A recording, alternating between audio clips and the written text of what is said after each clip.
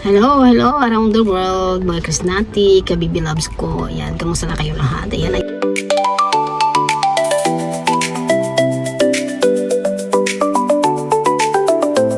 ito ngayon tayo sa sakyan ay maghintay tayo sa ating mga junagis. Nagsundo sa school na nag-advance ako dito kasi mas okay dito makapag-upload ako dahil maganda yung connection natin.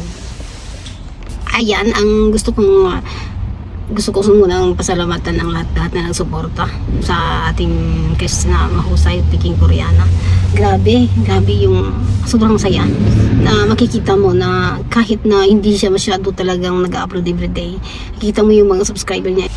Kasi nagmarathon ako, yung sobrang taas ng kanyang subscriber. Everyday talaga, ang bilis tumaas.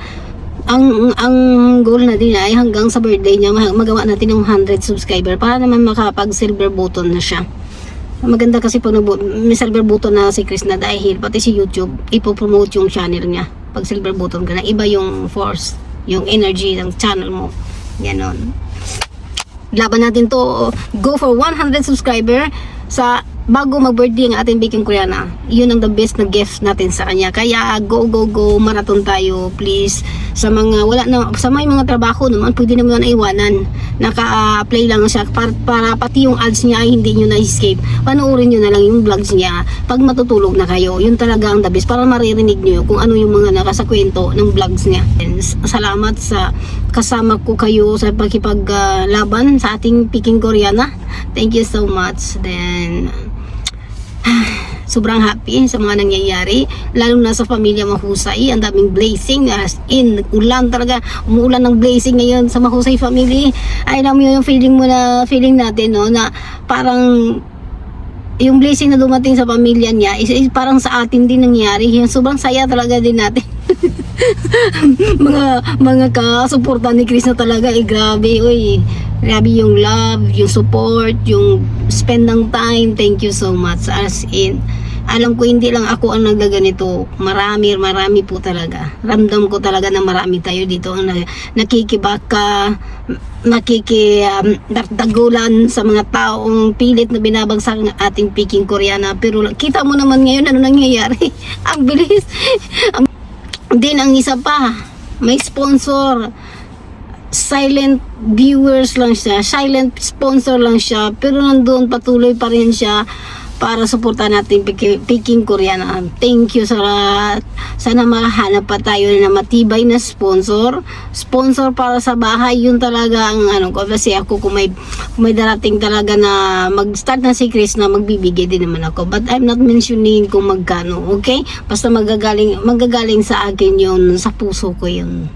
Then, hindi ko gusto na isasabihin yun sa public. Okay? Gusto ko mo sasabihin na pasasalamatan niya lang talaga ang Krisnatic loyal supporter, ang international and local Krisnatic supporter. Yun lang talaga ang gusto kong sasabihin niya.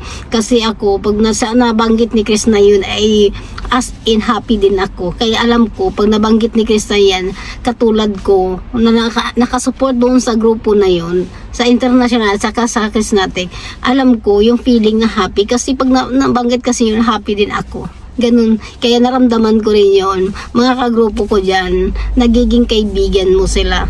Naramdaman ko na happy din sila pag nabanggit lang yung grupo, hindi man isa-isa. Kaya maraming salamat sa inyo lahat.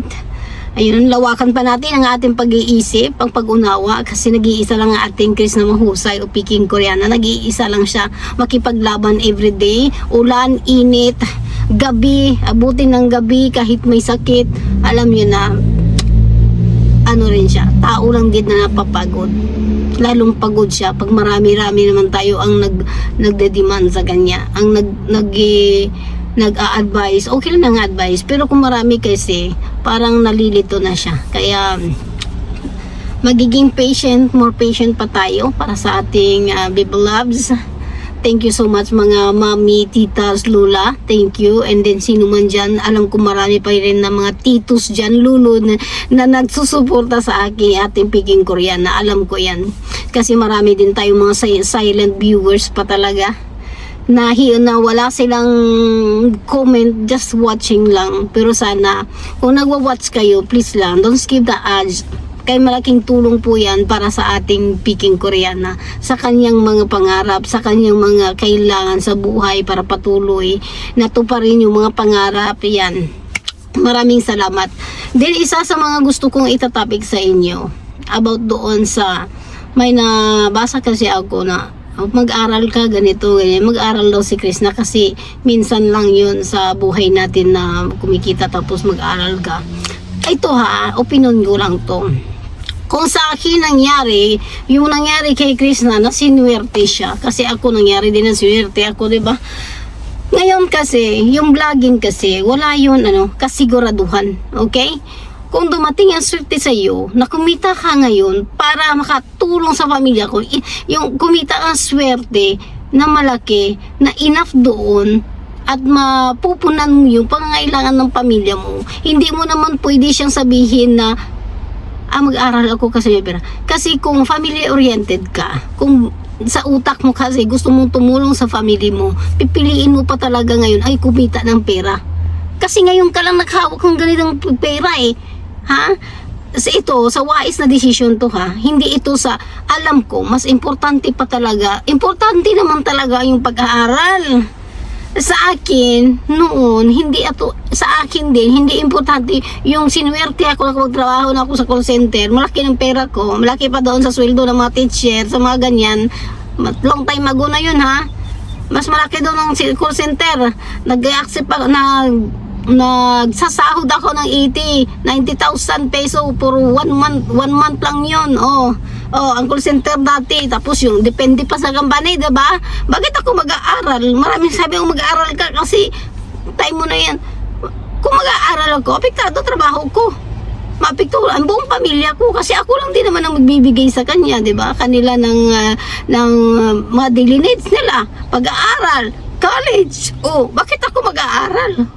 Kasi kung nandun family-oriented ka, ngayon nandun matin sa buhay mo, bakit ko pipiliin mag-aral? Magkapag-aral ka naman Ayos ko talaga. Pag, yung opportunity kasi at saka swerte, isang basis lang dumating sa tao yan. Si Lord kasi, binibigyan tayo ng isang pagkakataon. Isang pagkakataon na paano natin gagamitin o paano natin gamitin na maging wais tayo. Yung swerte ng bawat isa natin, mayroon tayo niyan. Pero, kailangan pag dumating niya yan, i-grab mo yan everyday, huwag mong sayangan ang everyday, every hour na yan. Pag dumating yan sa'yo, ayan. Kasi, yan kumbaga, ngayon sa'yo, next time sa ibang tao, mawawala na yan sa'yo. At least, kung mawala man yung swerte na dumating, kagaya Chris na, naging vlogger siya ngayon, kumikita, di ba? Yun, ang vlogger kasi, hindi lagi-lagi nasa top ka o pinag-uusapan o hot topic ka. Ay kung hindi ka na gusto ng tao, baba ka na. Iba na naman yung sinuwerte. Kaya sabi ko, i-grab mo yan. Ang gusto kong i-advise talaga, huwag mo sayangan everyday, i-grab mo yan. Hanggang makaipon ka. Kasi, kung mawala man yung swerte na yan, itong kita mo ngayon, at least nakaipon ka na. May napundar ka na. May business ka na. May lupa, may bahay. Wala kang pagsisihan. Hindi magsasama yung loob mo kung mawala yan. Kasi, nakaano ka nakaipon ka. Pinaghandaan mo. Ginrab mo yung time na nasa sayo yung swerte. Ganun lang yon. Gusto ko nga isa sa inyo, yung nagdumating sa aking buhay, yung swerte talaga. Yun talagang isa. Yung swerte sa pagtrabaho ng call center. Hindi ko yung sinayang. Dahil alam ko, yung trabaho ko sa call center is private employee lang kami. Wala, work from home. Ibig sabihin, lisensyado lang kami sa US, sa Pilipinas hindi. Pero nagbabayad ako ng tax sa Pilipinas. Yung grab ko yun. Alam ko matatanggal kami doon kasi nagwa-warning na magtatanggal na ng employee yung mga home base ng mga private employee kasi ibibinta na ang company. Kasi kung hindi kami private, i-refer kami sa bagong owner ng company. Okay? Alam mo ang ginawa ko? Hindi na ako pwede dahil may asawa na ako. O hanggang mag-asawa na din pagtrabaho ko, dala ko dito. Okay? Then, ang ginawa ko, nag-loan ako ng loan. Wala kasi interest pag mag-loan ka sa company. Nag-loan ako ng loan, inipon ko na yung inipon, kahit konti na lang yung sasahurin ko sa month, sa 15 days kasi yung sahuran, okay lang sa akin. Kasi, kung magluluman ako ng 300,000, 200,000, okay lang yun. Kasi kung mawala man siya, may pira akong ipon. Ganun. Kung hindi ako noon talaga nagsasayang kung swerte na dumating sa akin, yun talaga nakaahon sa aming pamilya. Tapos, pag nawala siya sa akin, kasi yun na, matagal din na nagsasabi na mawala. Kasi matagal na panahon pa nawala. Abutin pa may 2 o 3 years yata, yung nalaman namin ibibinta ng company. Yun, nawala. May bahay na ako, nakapagtapos ng mga kapatid ko. Oh, isa na lang nila tapos yung bunso, kasi 2 years ago lang natapos yung bunso. Mayroon na kaming lupa. Lahat ng kapatid ko naka-abroad na. Nang may nakapag-aral ng mga kapatid, pinsan. O, di ba? Nawala siya. Alam mo, sabi ko kay Lord, thank you kasi pinadaan mo sa akin yung swerte. Kahit mawala man yun, nagpapasalamat ako kasi may naipon ako. Pinadaanan niya ako ng swerte. Kaya lahat-lahat tayo, pag dumaan ang swerte na yun, huwag natin sayangin. Huwag natin baliwalain yung everyday. Huwag tayong gastos, huwag tayong one day millionaire, ha? Huwag tayong kung mga bagay na hindi naman importante, huwag tayong bumili kasi hindi mo alam ang buhay eh. Kaya may ipon ka, kung hindi ka sigurado sa business, ilagay mo na sa bangko. Yun talaga nauna ko advice, kasi lalo na pag hindi ikaw mahamak, huwag na lang talaga. Mas okay pa yung may income ka, tago mo lang sa bangko. Ganun talaga ang lagi kong inaano, kasi wala ibang pagkatiwalaan. Business ngayon, walang kasiguran ng business ngayon. Marami na milyon na akong bagsak sa business ko dahil sa Pilipinas na nadaanan kami ng COVID. Ang mga kapatid ko mahirap kasi ako ang importante sa akin pamilya. Dati gusto kong makapag business with family. Mahirap din kasi nakasigaw ka, ang galit ka. Kung pamilya mo yan, may magsabi, parang sino ka, di ba? Parang pag makagalit naman ako, magsasama naman ang loob ko kasi nagagalitan ko. Sa pera na yun, magkakawatak-watak kayo. Kaya matagal na rin hindi ako nag-business with family kasi kailangan ko proteksyonan yung family ko talaga. Dahil sa pera mag-away kayo, walag na lang. Hindi na ako nakipag-business with family kasi mahirap. Kahit sa ibang tao, hindi na. May stall kami doon sa harap namin, 2 stall, nagre-renta lang. Ang ano naman doon kay mama ko kasi doon naman sa kanya na bawi. Wala akong business, masaya ako doon. Tapos may business sa harap ng kapatid ko. Masaya lang. Ngayon gusto ko chill na lang buhay, no. Hindi na ako gusto na magsakit pang ulo ko kung anong business na. Gusto ko ma-rental na lang. Ganun na lang. Ayan. Maraming salamat sa pakikinig. Please lang, no hate, no judgment. Spread love naman lang tayo sa ating Kristo husay hanggang sa huli. Thank you so much, Chrisnatic Loyal Supporter, International, Local, Chrisnatic Supporter. Thank you so much sa inyong suporta sa akin. Magpapasalamat ako sa inyo lahat. Thank you, bye-bye. Sunod ako mga anak ko, bye.